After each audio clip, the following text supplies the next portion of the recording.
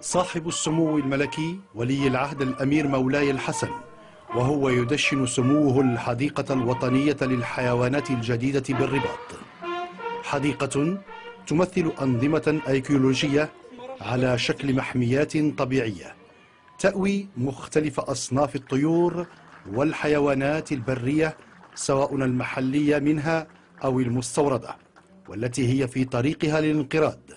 وقد تم تصميم حديقة الحيوانات بالرباط على مفهوم الفضاء المفتوح.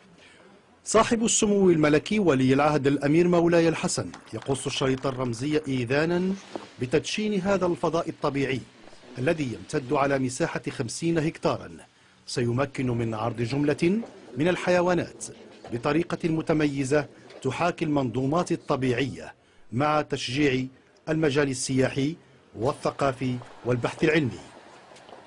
هذه الحديقة غادي تلعب واحد الدور مهم لوضع كل المؤسسات العلمية اللي تهتم بالوحيش وبالتنوع البيولوجي في المغرب، سواء كانت معاهد، كليات، معاهد مختصة، معاهد تكوين، معاهد البحث، فكلها بطبيعة الحال غادي تنضم في نطاق عمل متعدد التخصصات للتمكن من معرفة جيدة بالنسبة للنظم البيئية المغربية.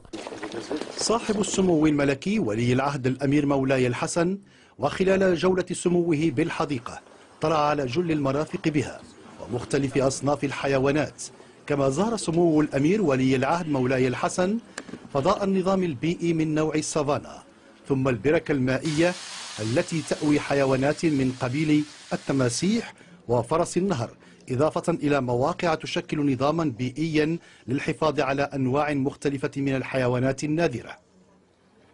هذه الحديقة تطلع بدور تحسيسي تبين للزوار أولا كل الفصائل الحيوانية اللي توجد بالنظم البيئية المغربية، وفي نفس الوقت تعطي واحد النبذة عن الحالة ديال هذه الحيوانات، منها الحيوانات المهددة بالانقراض، منها الحيوانات اللي حاليا في مأمن إلى غير ذلك. صاحب السمو الملكي ولي العهد الأمير مولاي الحسن حضر بالمناسبة عرضا فنيا قدمته لسموه مجموعة من الأطفال المتنكرين.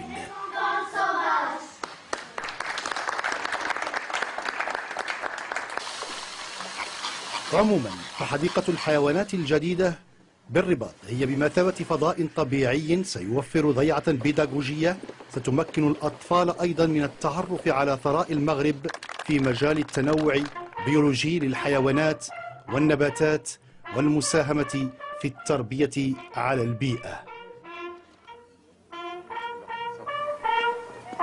لازم اسم الله يبارك المرسيدي.